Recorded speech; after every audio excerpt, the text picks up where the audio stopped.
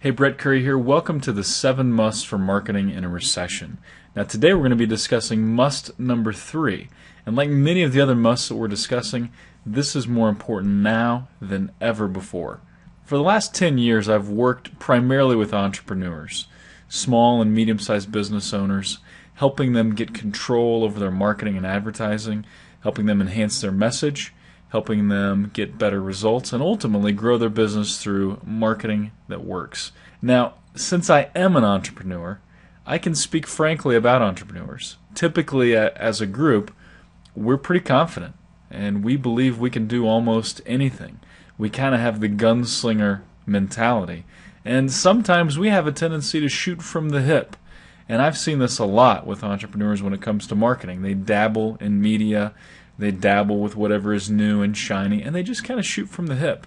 I found this to be true in terms of the message that a lot of entrepreneurs try to communicate for their business, and also with the media they select. Now, when I say media, I don't just mean mass media, I mean any way that you deliver your message. A lot of us entrepreneurs shoot from the hip in terms of marketing. And a lot of times entrepreneurs are just too busy running and gunning to really have a cohesive plan, to really be focused. We just, again, kind of shoot from the hip.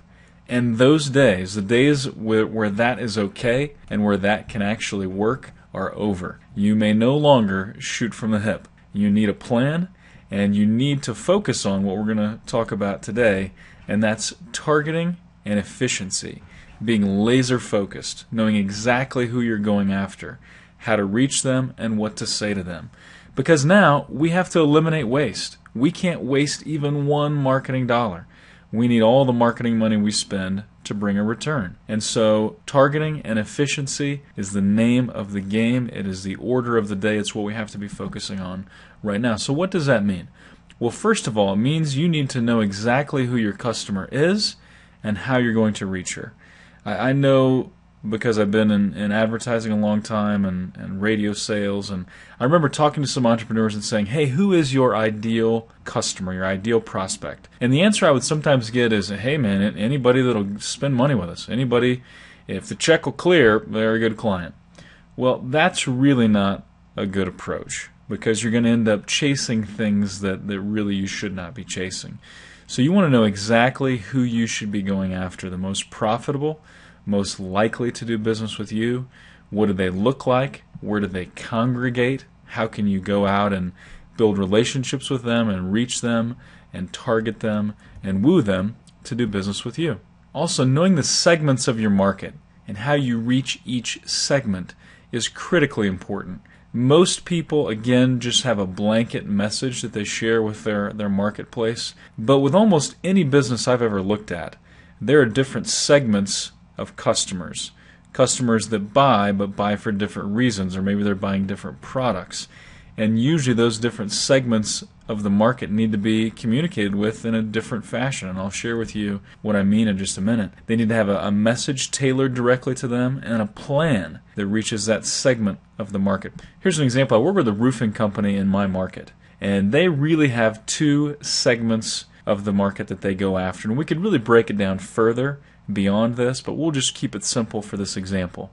They target residential customers and then also commercial properties. So on the residential side, the needs and wants and desires of that market are very different than those on the commercial side. Now, a lot of the reasons why they would select a roofer are the same for either market, right? Both residential people and commercial people, they're looking for a roofer that's been around a long time, has a great reputation. You know, some of those factors are going to remain the same.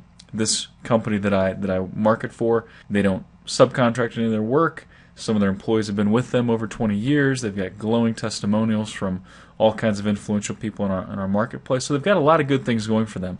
And the message is somewhat the same, whether we're targeting residential business or commercial business, but it's also different. Think about it. If you're replacing the roof on your home, you want it to look right, you want it to last, you want it to fit in with the neighborhood around you. There are different wants and needs that you have there. It'll be more of an emotional sale when you're selling to a homeowner. If you're selling to a business owner or a property owner, you're going to want to talk a lot about cost savings, when it makes sense to replace the roof. If it's a flat roof like in this picture, you can't even see the roof. So it's not a cosmetic thing, it's more of a financial thing. So the message needs to be tailored to the market. And again, we could break it down more. We could segment this roofing contractor's business even more if we wanted to. You need to do the same thing. Don't just send out a blanket message to your marketplace. You need to segment and target the right groups of people.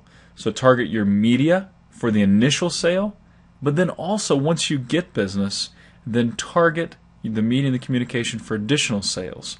So once you have a customer, getting them to buy again, you need to be targeted and you need to be focused. You need to have your message communicating clearly to that segment. So again, targeting and efficiency, eliminating waste, it is an absolute must, and you have to be doing it right now. So until next time, happy marketing.